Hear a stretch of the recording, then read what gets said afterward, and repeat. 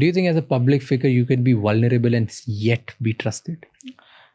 If you are vulnerable, that is fine. But if you are not respected, you can't be trusted as a public figure. Because ultimately, people have to respect you also.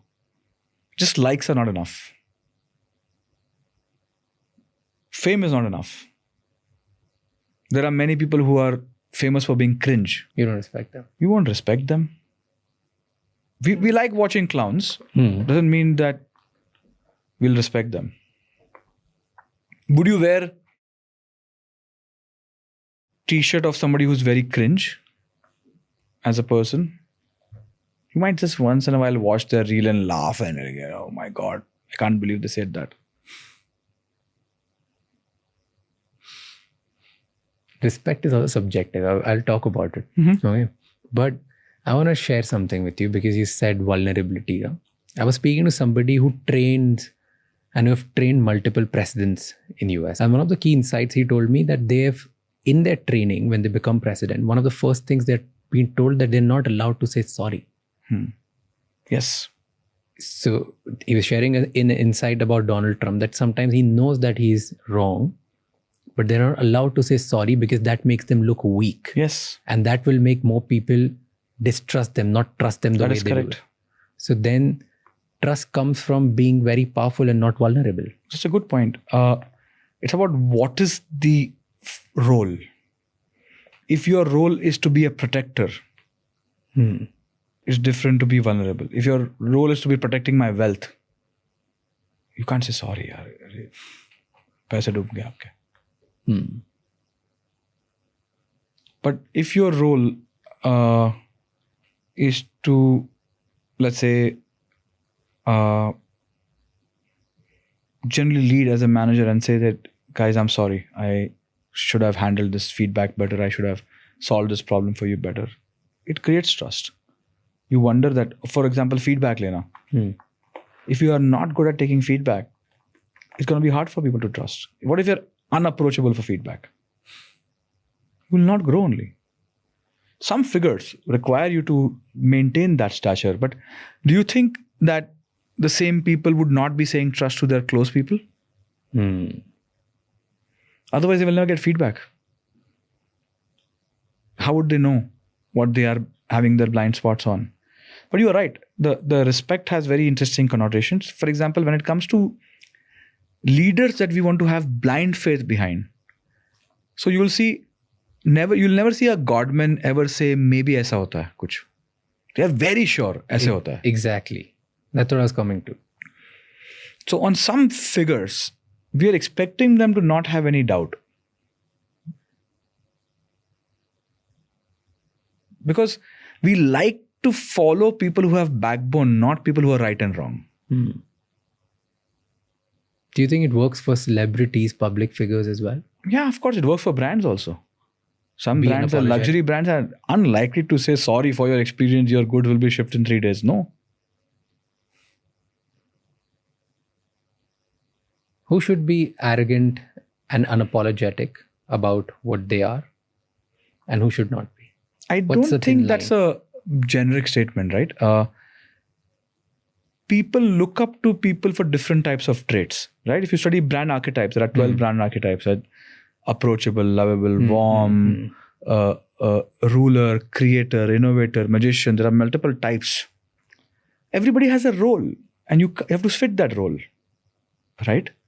Look at the movie actors. We have different archetypes, right? Not saying sorry types. The warm, lovable, likable type. The intellectual type. The non-intellectual type. Energy, jovial type. These are all characters. They all exist. And they all have different roles to play. Who will have the highest status, likely to have highest status in a country like India? What do you think? Always status boils down to wealth or power. The best status is obviously both. What would your brand archetype be if you have to put it out in a word? I don't know. I think people, I think brand archetypes are not something that you can craft. You are that. Yeah. What do you think? How do people perceive you? I don't know. Maybe I should do a survey and find out how do people perceive What's your me. But guess? What's your guess? What do you think? I want to know it from you. I don't know. You tell me.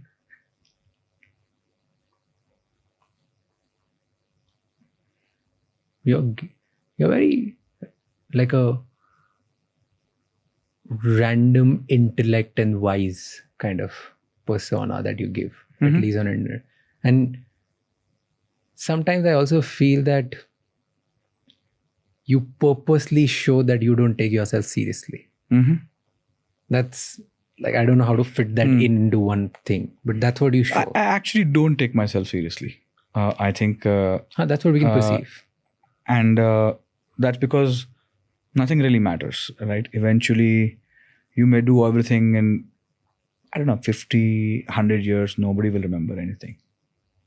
Like if you see history of people who achieved extraordinary stuff. Like I was talking to somebody about the story of the founder of Bombay Stock Exchange. I met some Bombay Stock Exchange employees. They didn't even know about this person. They work in that institution. So forget about who else will care about it. Yeah. So you don't take yourself seriously at all. I don't think, I think we should take what we do seriously for the time that we are being around over here and do it with a lot of respect and dignity and a lot of integrity. But you do also accept that life is absolutely fragile. And humans keep evolving and moving on, right? And you should just be happy about what you did in the time that you had the gift of life versus constantly worry about your legacy, your like long term and all of that stuff. And I'm not saying that you should not think about that. Let's say you're building a company, you should want for it to last hundreds of years.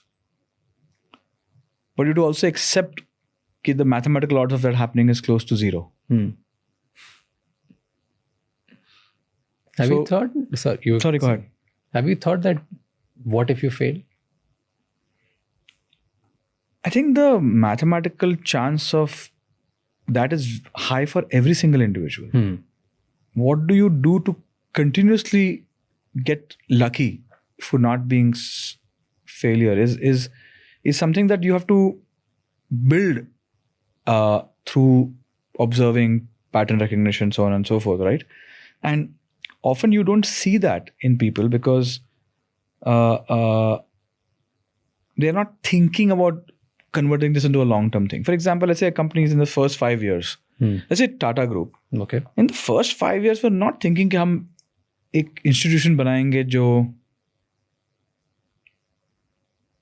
centuries तक चलेगा. They have to solve a very different problem. Sometimes of survival. Right? When you are raising a kid, when it's 1-2 year old, you're not thinking about, a lawyer, doctor, engineer. Like it's hard to, although you wish for, but you don't think about that. You're like, okay, is the baby sick or not sick? Has it got vaccinated, not got vaccinated, so on and so forth. You're thinking about different things. But I think as you're building companies and you reach a certain age, you think about it to be more long lasting in nature. You don't think about taking shortcuts on many things. But have you thought ever? Okay, let me put this in a very podcasty way. That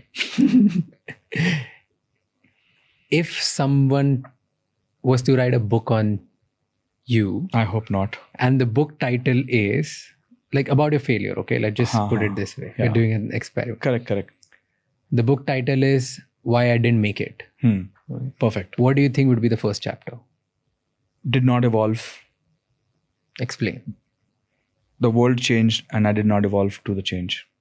I did not adapt. Did not learn. Did not fix my mistakes. Did not demonstrate discipline. Do you think you're not evolving at a pace that you should be evolving? Nobody is evolving at the pace the world is evolving at right now. Nobody. The world is changing too rapidly, too quickly.